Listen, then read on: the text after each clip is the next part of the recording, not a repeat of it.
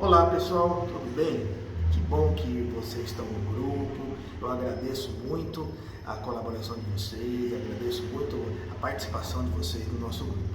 Bom, o que eu tenho visto aí, pelas perguntas que fizeram no grupo, é que o grande preocupador, vamos dizer assim, dos nossos ortodontistas tem sido os alinhadores, né? Tem sido, o que são esses alinhadores? Vai pegar isso mesmo? Eu acho que a principal dúvida que fica na cabeça dos nossos colegas é essa: vai pegar esse negócio de alinhador?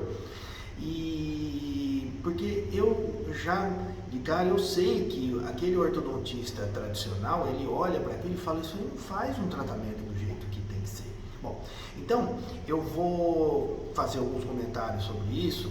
E sabe, eu não sou um guru, eu não sei se isso vai pegar ou não vai pegar, mas algumas informações a gente tem e muita, dessas informações agora que eu vou falar são em função da experiência, de 30 anos vendo todas as tecnologias da ortodontia serem implementadas e às vezes algumas coisas têm um bom funcionamento, algum não tem. Bom, não vou nem falar das coisas que não apareceram, que elas sumiram. Tem muitas tecnologias que apareceram e foram embora. Mas, só para a gente lembrar, então, assim, uma cronologia da ortodontia, no fim do século XIX, começo do século XX, o Engel organizou a ortodontia e desenvolveu o aparelho Edgewise.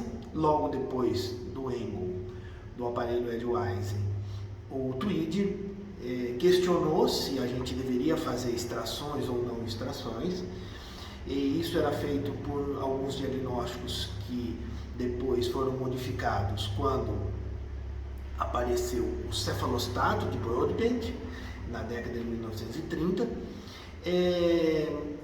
Depois, mais ou menos na década de 1960, apareceram os aparelhos straight wire, onde não precisava mais fazer dobra nos fios, e prometia que teria que se fazer menos dobras.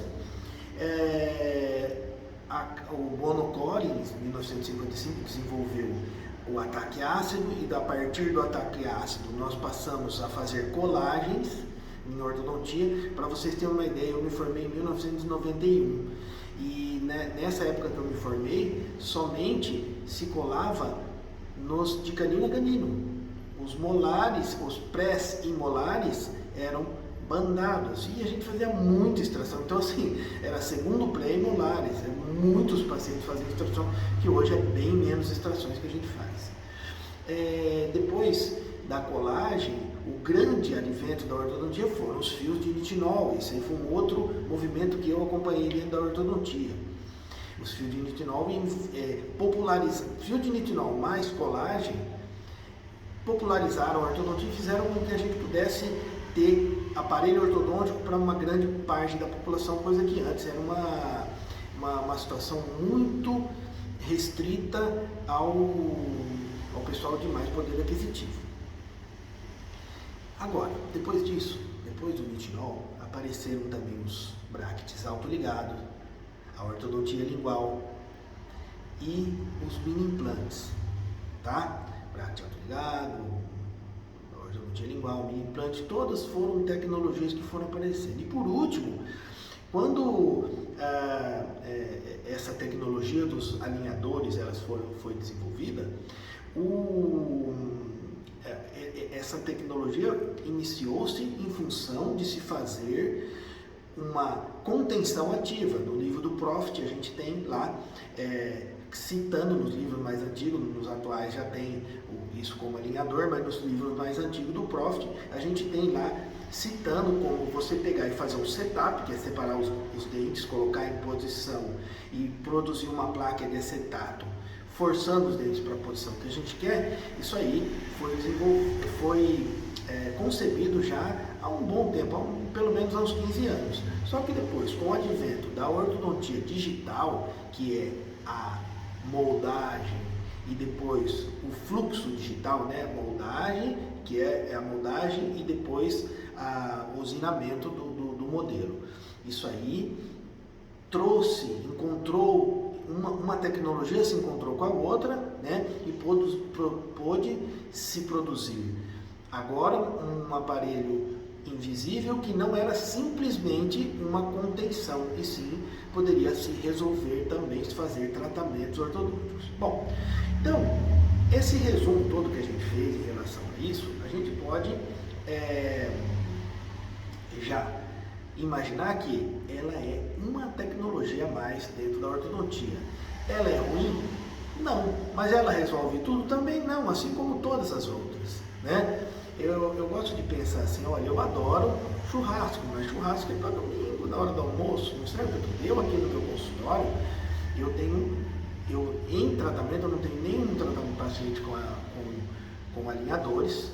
Eu tenho só nos cursos, a gente tem alguns pacientes com alinhadores, mas no consultório eu não tenho nenhum. E porque eu já tive, mas hoje eu não estou com nenhum paciente em andamento.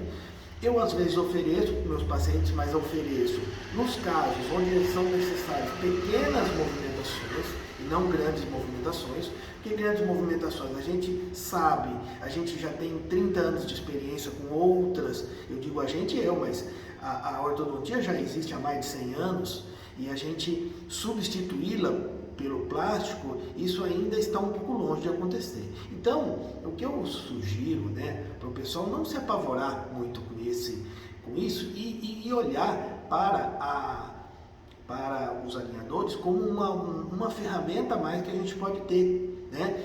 E o que eu acho mais importante que os alinhadores trouxeram aqui para a minha prática clínica.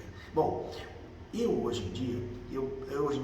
tinha alguns pacientes que chegavam aqui para mim com uma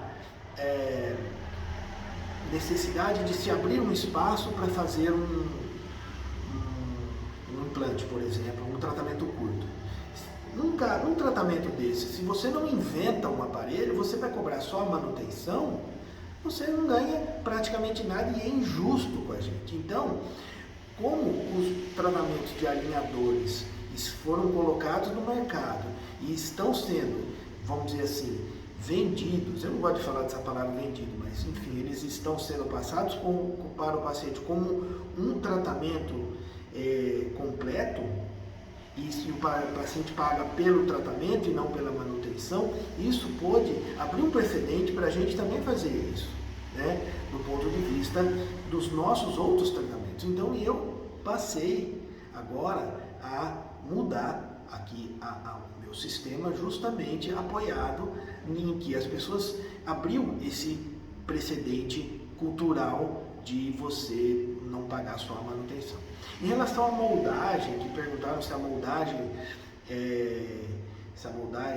digital vai substituir a moldagem analógica, a moldagem digital ela é muito mais precisa, ela não tem nenhum tipo de distorção, porém ela tem algumas limitações. Por exemplo, com a moldagem, com a moldeira, com o material, a gente consegue pressionar e o material afastar os tecidos moles, coisa que a moldagem digital não vai poder fazer. E outra coisa que a moldagem digital não faz é justamente quando tem sangue na gengiva, ela confunde, né? O scanner confunde sangue com gengiva e não dá um detalhe, mas quando não se tem esses pequenos problemas, quando o negócio é moldar a dente, ela é muito mais precisa do que a moldagem convencional, tá? Então, gente, espero que eu tenha ajudado aí o pessoal a entender um pouquinho mais sobre o alinhador. Na verdade, eu não dei uma aula sobre alinhadores, e sim dei minha opinião sobre alinhadores. Nós vamos, assim que o pessoal for fazendo pergunta, a gente esclarecer mesmo, falar sobre os alinhadores, sim. Porém, o que nós estamos hoje, o nosso objetivo é mais tirar essa dúvida em relação a o que vai acontecer com a ortodontia agora. Só um detalhezinho que a gente não falou, né? Que em relação aos profissionais que estão fazendo isso, eu desconheço, né? Esses cursos estão sendo dados para profissionais não ortodontistas, já porque tem muito ortodontista mesmo. Porém, isso vai acontecer. Isso já aconteceu com muitas coisas na tecnologia e a gente tem que... Isso aí é democratização de tudo. Tudo que se democratiza, ele fica acessível a todo mundo e os outros profissionais vão ter acesso. A gente, como especialista, tem que estar à frente disso e estudando sempre, tendo experiência, para que esse sim seja o nosso diferencial. Obrigado, um beijo para todo mundo.